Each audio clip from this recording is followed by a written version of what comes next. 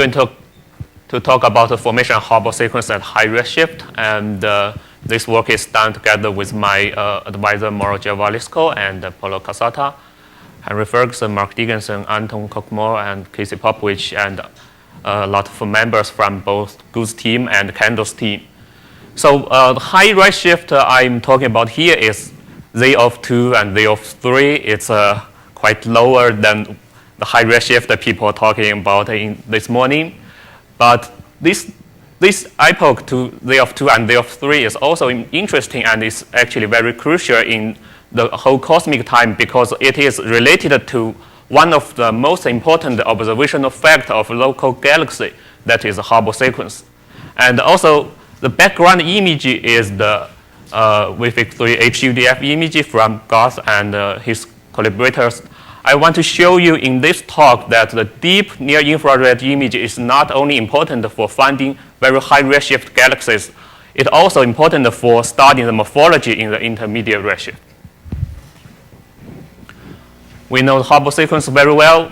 Galaxies are divided into different categories based on their morphology: elliptical, spiral, and spiral-barred galaxies. But what's more important is that Hubble sequence is not only a classification of morphology, it is actually a classification of galaxy property. We find some correlations between the morphology and galaxy property. Elliptical galaxies tend to have older stars moving in random orbits, and they have almost no dusty and star formation. And late type galaxies, they have stars moving in rotation disk and with ongoing star formation in their spiral arms.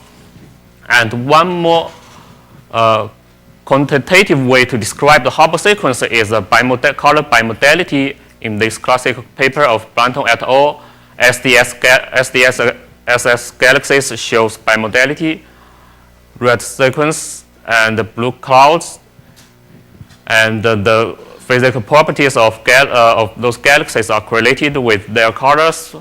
Red galaxies tend to have high surface brightness. The light profile is very concentrated. They are a little bit bright, and blue galaxies tend to have low surface brightness, and the light profile is extended. So the bimodality is a reflection of the Hubble sequence, and it is also a reflection of the correlation between physical properties of galaxies. And this bimodality can be observed up to Z of 1. In this plot of Bell et al. Shows we can clearly see red sequence and blue cloud, and also in red sequence, red points means galaxies with Cersei index greater than 2.5, meaning they are spheroid-like, and the black points are galaxies with Cersei index less than 2.5, disk-like. But at Z of 3, most galaxies are actually lemma break galaxies with irregular and disturbed morphology. Results plot shows here are from Ravindranathan et al. 2006 paper. Also, Lotz et al. 2006 also claim the same conclusion. So something must happen between Z of 1 and Z of 3 to set up the Hubble sequence that we see today. Actually, at Z of 2, some authors claim the existence of diversity of galaxies morphology and properties. For example, Crick et al. And Paulo Casata, they both found bimodality in the color stellar mass diagram, and they also found the star specific star formation rate or morphology is correlated with color. Also, some recent work from Kendall's team supports the existence of diversity at Z of 2. So, and something else also happened in the universe during this epoch. We have the cosmic star formation history, which reached its peak around Z of 2, and it begins to decline from Z of 2 to Z of 1. And here in this plot, we show the buildup of massive passive galaxies between Z of 3 and Z of 1. The stellar mass density of passive galaxies increased by a factor of almost 15. And also, again, from redshift 1 to redshift 0, it also increased by a factor of 3 or so. So it's very important to know how those factors, interactions during Z of 1 and Z of 3, the change, the appearance of diversity of morphology, the turn-up of cosmic star formation history, and the build-up of massive and passive systems. So observation at Z of 2 will provide strong constraints on the models and galaxy evolution and formation. But we need very deep near-infrared window because the Balmer or 4,000 strong angstrom break is redshifted to the near-infrared window. So if you want to study the evolved stellar population of galaxies at Z of 2, you need to go to near-infrared.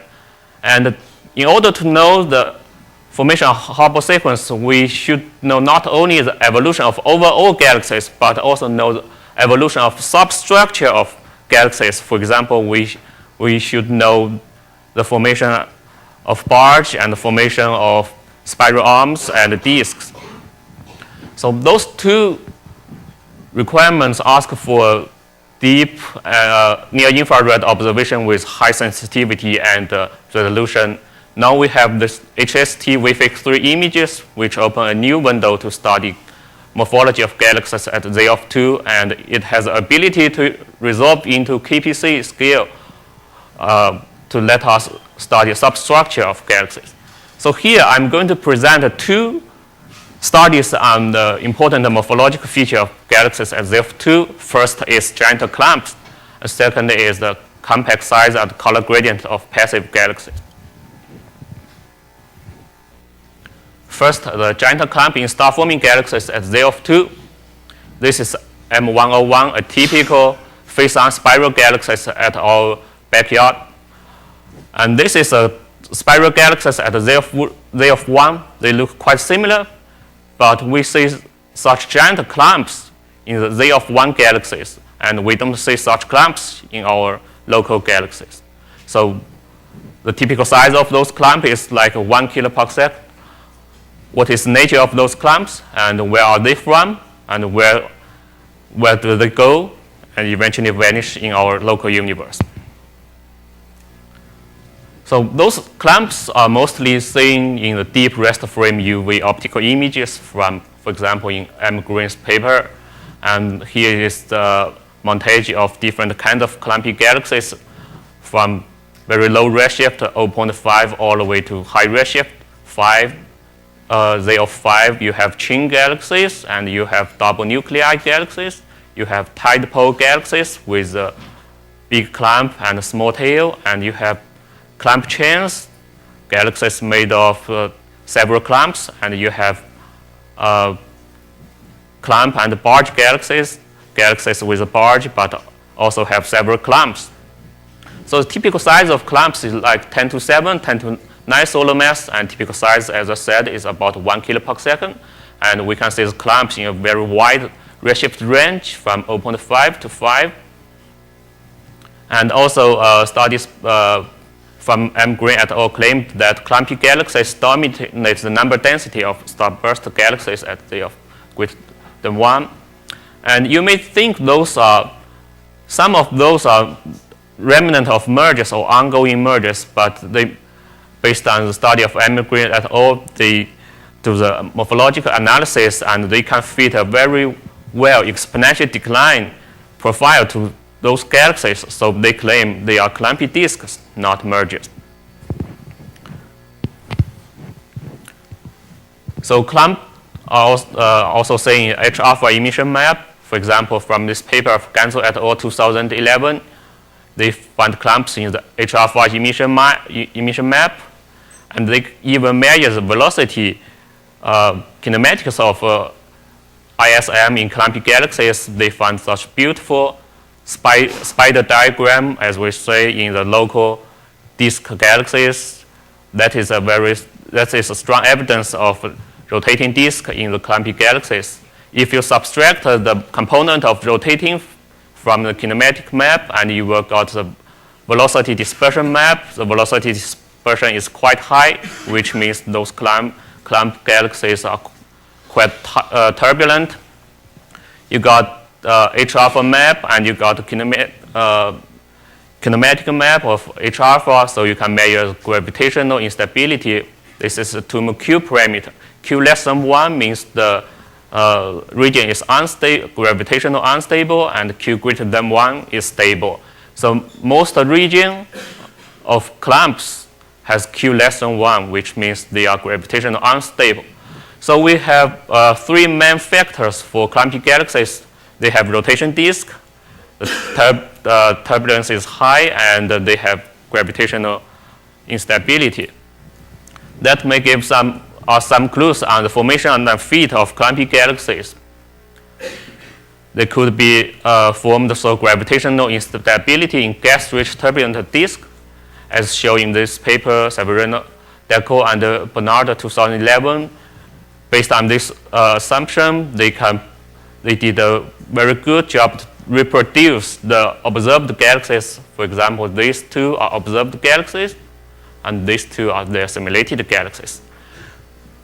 Using simulation, they also studied the fate of clumpy galaxies. Clumps tend to sink towards the center of their host disks and form the bulge. Or they can be disrupted by the tidal force of feedback. We don't know which is the way, because we need to know the physical properties, for example, stellar mass and age of clumps and their variation across their host disks. And here we use specially resolved SED to study the physical properties of clumpy galaxies. We pick up 10 galaxies from the HUDF. This is ACS Z-band image. We pick 3 H-band image, and this is Z-H image. And we pick up clumps by asking a region with surface brightness 3 sigma brighter than average surface brightness of whole galaxies. And usually, typically in one galaxy, we pick up 3 or 4 clumps. And all those galaxies are at range 1.5, 2.5. And actually, we first identified 30 galaxies within this region with spectroscopic redshift, but 10 of them are clumpy, and other 3 are looking like S0 galaxies. And this is a color magnitude diagram of the clumps. Clump here, this is the host disks, and this is the passive galaxy at Z of 2. This line is the red-blue separation at Z of 2. Most clumps are blue, which means they are still actively forming stars, and clumps have larger scatter in color than their disks. We measure stellar mass and age from specially resolved SED, and we find clumps are slightly younger than disks, and clumps are also denser than host disks. This is stellar mass and star formation rate stellar mass relation for clumps and for disks. And they have similar slope, but clumps have high normalization, which means clumps are regions with enhanced specific star formation rate. Also, clumps contribute about 5% to the flux and the stellar mass individually, and also 10% to the star formation rate of the host galaxies. But together, they contribute like 20% of flux and the stellar mass, also 50% to the star formation rate. What's important is that we find a very strong radial variation of the raster frame UV color of clumps. Clumps close to the center are red, and clumps in the outskirts are blue. And we argue that this has nothing to do with the background subtraction, because we tried different schemes of background subtraction, and the result is kind of robust. We also argue that the metallicity gradient cannot use to fully explain the observed color gradient, because the metallicity gradient is so mild in clumpy galaxies, as shown by Ganso et al. 2010. Then what is the reason of the color gradient of clumps? So we think the age could be the reason of color gradient. Those parameters are measured from our SED fitting. specific star formation rate from center to the outskirts only change about 2.3 dex, and the EB minus V change like 0.2, but the age of clumps change almost greater than magnitude of 1 magnitude from like 1 gig year all the way to 100 or 10 million year. And also the clumps close to the center are denser, clumps in the outskirts are less dense. So what can we say about theoretical models? We have some observational facts. Clumps are blue. They are still forming stars. And they have actually high specific star formation rate. And they have very strong radial variation. So our clump mass is consistent with the tumor mass, which means our result is consistent with the scenario that clumps are formed through gravitational instability. And as we talked, there's two phases of clumps: inward migration or rapid disruption. Our results are consistent with inward migration because we see a very large age spread, and also we see this radial variation. Clumps are towards into the center as they become older and less star forming. But we cannot rule out the possibility that some clumps are disrupted due to feedback and tidal fields. So we have some underlying assumptions in our study. First, we assume clumpy galaxies are gas-rich. That is true because studies on the gas-to-baryon fraction of Z2 galaxies shows that about 50% or even higher of baryon is in gas phase for those galaxies. Also, we need a steady gas inflow to increase the turbulence in clumpy galaxies. This one is hard to observe because you have to see gas go into the galaxies, but some recent studies have shown there's gas inflow. And also, you have to know the rotation of whether there's a rotation in the host disks. If there's no rotation, they are not clumpy disks, they could be merged. And I'm running out of time, but I'd like to quickly go through the second part of my talk, the color gradient of passive galaxies. So we know there's a very strong size evolution from Z2 to Z0 for massive and passive galaxies. The size increased by a factor of 4 or 5, and surface density increased by a factor of 10. You have different expansions. Some of them are physical, like mass loss, minor merger, major merger, and some of them are not physical, just observational. You may miss some extended dark halo in those passive galaxies at Z2. So to solve this problem, we need to observe the stellar and the light population profile of Z2 galaxies well beyond their half-life radius. And one way to know the formation mechanism of the size evolution is to study the color gradient. Color gradient is very well studied at local elliptical galaxies. We know they have red cores and blue outskirts, and we know the color gradient is caused by metallicity. But at Z2, it's not so clear. Different groups claimed different results, and also we know the color gradient is related to the history of early type galaxies. And if you have monolithic models, you will have strong metallicity gradient. And if you have wet merger to form passive galaxies, you will have both strong age and metallicity gradient. If it's dry merger, you may have a flat color gradient. If it's inside out, you could have old center, but young and metal pool outskirts. So again, we pick up 6 galaxies from HUDF. They are galaxies at Z greater than 1.5, and they have stellar mass greater than 10 to 10, and the specific star formation rate is quite low. Those galaxies are, again, this is Z band, H band, Z minus H.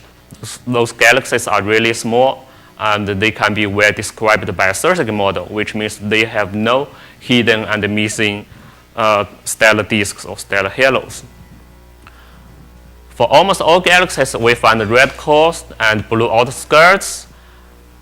in different rest frame optical colors. And our color gradient is steeper than the color gradient of local elliptical galaxies. And we also find a small correlation with the color gradient and overall dust extinction and overall colors. But the reason of color gradient is still unknown because we have age and dust metallicity degeneracy. We try to run SDD fitting based on different metallicity gradient. If you, no matter what kind of metallicity gradient you assume, you always got a mild dust extinction gradient, which means the dust extinction partially contributes to the color gradient. But we cannot really break the degeneracy between metallicity and age. If you assume a flat metallicity, you will got older center and young outskirts. If you assume a local metallicity gradient, which is one local early type galaxies have, you will have no age gradient. And if you assume a very extreme metallicity gradient that is predicted by monolithic collapse scenario, you will have a young center and old outskirts. And if we are able to break the degeneracy, then we will know which mechanism is responsible for the size evolution from Z of 2 to Z of 0. If it's flat metallicity gradient, you may need some mechanism to steepen the metallicity gradient from 2 to 0. And if it's local metallicity gradient, you may just need a minor merger to increase out envelope of those galaxies. If it's a monolithic gradient, you need a strong major merger to flatten the metallicity gradient. Okay, so this is my summary. There's a key question, the formation of Hubble sequence in astronomy, and the crucial epoch of studying this question is Z of 1, Z of 3, and we have come into a new area when the near-infrared study make studies on substructure of galaxies is possible, and I presented 2 studies on substructures of galaxies at ZF2, so I will leave it here. Thank you. Thank you.